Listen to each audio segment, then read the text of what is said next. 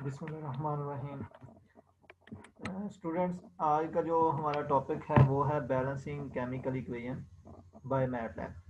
कि मैटलैब से हम केमिकल इक्वेशन जो है उनको कैसे बैलेंस कर सकते हैं, ठीक है, और किस मेथड से कर सकते हैं। तो काफ़ी मेथड्स हैं, तो मैं इन्वर्जन मेथड से आपको करवा दूंगा।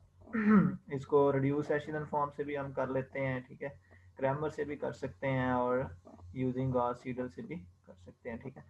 तो मैं यहाँ इन्वर्जन मेथड से करवाऊंगा। तो एक इक्वेशन जो लेते हैं, इसकी केमिकल रिएक्शन लेते हैं, ठीक है, उसको देखते हैं कि कैसे थ्रू मैटलैब हम उसको बैलेंस कर सकते हैं। तो ये CH4+O2 ये इसका जो है ये अनबैलेंस है, एक केमिकल रिएक्शन लिखा हुआ है जिसमें हमारे पास ये मीथेन है, ऑक्सीजन के 2 एटम है, और इधर कार्बन डाइऑक्साइड है, और इधर हमारे पास क्या है, प्लस वाटर इसमें ऐड हो रहा है।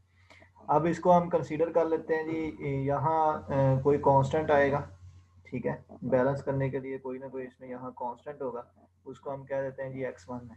तो ये देखें, इसमें हमने x1 सपोज कर लिया। यहाँ भी कोई कांस्टेंट होगा जो इस ऑक्सीजन को बैलेंस करेगा, तो उसको हम नाम दे देते हैं x2 का।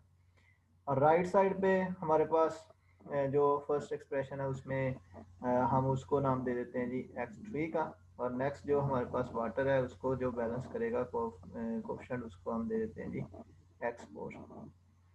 राइट स्टूडेंट, तो ये हमारे पास एक जनरल जो है ना वो केमिकल रिएक्शन बन गया, ठीक है। अब हम इसको बैलेंस करते हैं थ्रू मैटलैब। तो इसमें हमारे कौन कौन से एलिमेंट्स जो है ना वो यूज़ हो रहे हैं, तो इसकी लेफ़्ट साइड लिखनी है और राइट साइड लिखनी है। तो लेफ़्ट साइड लिखनी, उसके लिए हम हमारे पास कौन कौन से यूज़ हो रहे हैं, कार्बन यूज़ हो रहा है, हाइड्रोजन यूज़ हो रहा है और ऑक्सीजन यूज़ हो रहा है। थ्रू आउट जो केमिकल रिएक्शन हमने सपोज किया उसमें हमारे पास 3 जो हैं वो एलिमेंट यूज़ हो रहे हैं। वो हमारे पास कौन कौन से हैं जी, कार्बन है और हाइड्रोजन है और ऑक्सीजन है। इसमें लेफ्ट साइड पे देखें तो लेफ्ट साइड पे हमारे पास कार्बन है। फर्स्ट अगर लें तो कार्बन, इसमें कार्बन के कितने एटम है, 1 है, तो ये x1 आ गया। अब यहाँ इसका कोफिशिएंट कितना आ जाएगा, 1 आ जाएगा, ठीक है। इसकी राइट साइड चेक करें तो राइट साइड पे हमारे पास कार्बन, उधर भी हमारे पास 1 है, ठीक है। अभी क्योंकि इसको बैलेंस नहीं किया हुआ तो जस्ट हम इसको कंसीडर कर रहे हैं, तो ये इसका भी 1 है, ठीक है। और दूसरा अगर हम हाइड्रोजन की बात करें तो हाइड्रोजन में लेफ्ट साइड पे हमारे पास 4 है, तो ये देखें 4x1 आ गया। और इसकी अगर राइट साइड पे देखें तो यहाँ हाइड्रोजन के 2 एटम हैं, तो उसको हमने क्या कह दिया, 2x4 कह दिया, ठीक है। क्योंकि ये हाइड्रोजन के साथ जो हमने कोफिशिएंट कंसीडर किया वो x4 है, इसलिए इसके 2 एटम यूज़ हो रहे हैं हाइड्रोजन के, तो ये 2x4 हो गया। अब ऑक्सीजन के देखें, लेफ्ट साइड पे जो है हमारे पास वो x2 है, इसके ऑक्सीजन के 2 एटम यूज हो रहे हैं, ठीक है, तो ये हमने 2x2 कह दिया। और राइट साइड पे जो है वो हमारे पास ऑक्सीजन के 2 हैं फर्स्ट वाले एक्सप्रेशन में, 2x3। और इसमें क्योंकि ऑक्सीजन 2 दफ़ा इधर है तो राइट वाले का जो फोर्थ कोफिशिएंट है उसमें भी एक यूज़ हो रहा है, इसलिए प्लस x4 आ जाएगा, ठीक है। अब ये हमारे पास एक अलजेब्राइक एक्सप्रेशन बन गया है, ठीक है। अब हम इनकी एक होमोजेनियस लीनियर सिस्टम लिख सकते हैं, ठीक है। और ये वाला x1 है, ये x3 जो है इधर आके माइनस हो गया, और ये 4x1 है, ये वाला -2x इधर आके ये भी माइनस हो गया। तो हमारे पास ये क्या बन गया, होमोजीनियस लीनियर सिस्टम बन गया। होमोजीनियस क्योंकि हमारे पास जो राइट साइड है वो सारी की सारी क्या है, ज़ीरो है। अब एक चीज़ इसमें स्टूडेंट बहुत इंपॉर्टेंट है, इम्पोर्टेंट कौन सी चीज़ है ये जहन में रखना है कि इसमें देखें कितनी लीनियर इक्वेशन बनी है, 1 2 3 इक्वेशन बनी है, लेकिन हमारे पास जो कोफिशिएंट है वो 4 है, ठीक है। देखें x1 x2 x3 and x4। It mean एक और कोफिशिएंट हमारे पास अगर यूनिक सोल्यूशन कब एग्जिस्ट करता है, क्योंकि हमें 4 इसके यहाँ हमें x1 भी चाहिए, x2 भी चाहिए, x3 भी चाहिए, x4 भी चाहिए, लेकिन इधर हमारे पास जो सिस्टम है उसमें 3 इक्वेशंस हैं। तो इसको हमने 4 करने के लिए एक को सपोज कर लेंगे, लेट्स सपोज हम x4 को कह देते हैं, 1 भी कह सकते हैं, चले मैं 2 कह देता हूँ, ठीक है।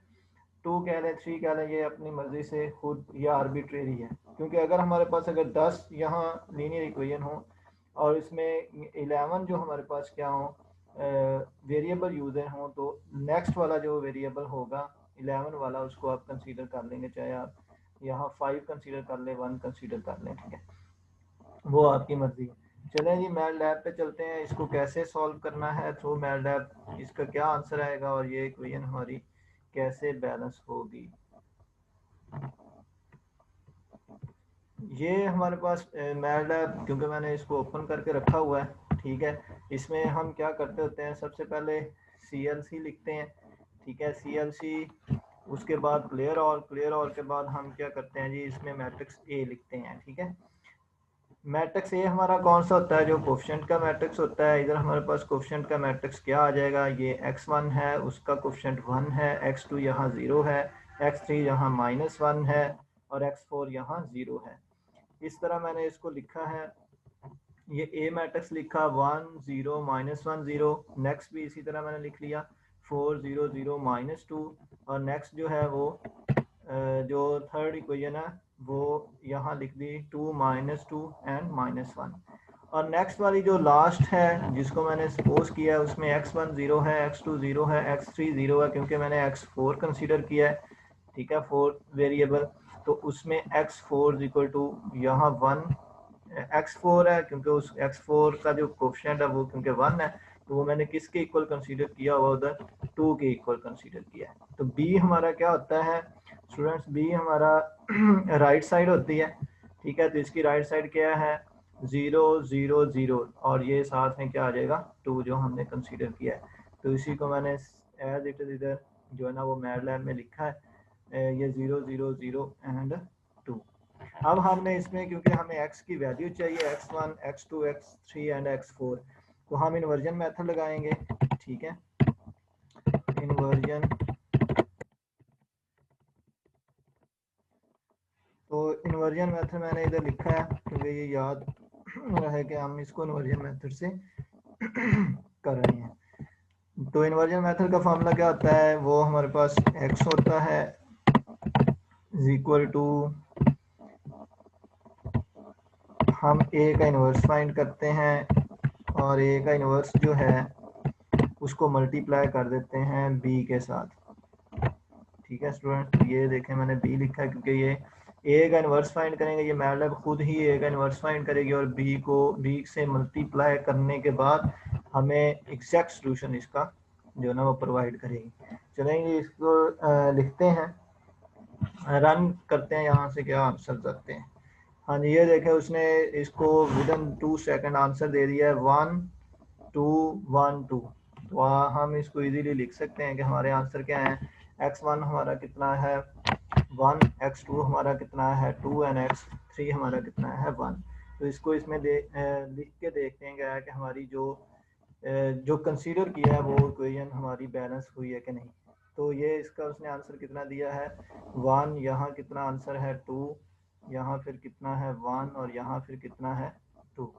तो ये अगर इधर लिखना भी हो तो इसको लिख सकते हैं कि 1CH4 प्लस 2O2, ये हमारे पास CO2 एंड प्लस 2H2O। देखें स्टूडेंट ये हमारे पास बैलेंस है इक्वेशन, क्योंकि ये H यहाँ हमारे पास लेफ्ट साइड पे 4 हैं एटम और राइट साइड पे हमारे पास कितने हैं 4 हैं, और इधर ऑक्सीजन के कितने हैं 4 हैं, और इधर 2 ये और 2 वाले ये। तो अब ये इक्वेशन क्या होगी बैलेंस, हमने इन्वर्जन मेथड से एक केमिकल इक्वेशन को क्या कर दिया बैलेंस किया है। तो ये केमिकल इंजीनियरिंग, ठीक है, इसका ये जो एप्लीकेशन भी है, ठीक है, और ये कुछ की एडवांस जो है ना वो फॉर्म भी है, इसको यूटिलाइज भी कर सकते हैं, ठीक है। मैथमेटिक्स को किस तरह हम केमिस्ट्री में जो है ना वो यूटिलाइज कर रहे हैं, कैसे केमिस्ट्री में उसकी एप्लीकेशन को देख रहे हैं, ठीक है, मैथमेटिक्स को। तो ये आप लोगों की एक एप्लीकेशन भी है और ये बहुत ही इम्पोर्टेंट है। तो स्टूडेंट्स आपको समझ आई होगी, अगर किसी को कोई इसमें क्वेश्चन है वो मुझे कमेंट कर सकता है, तो मैं उसको रिप्लाई कर दूंगा। Thank you very much.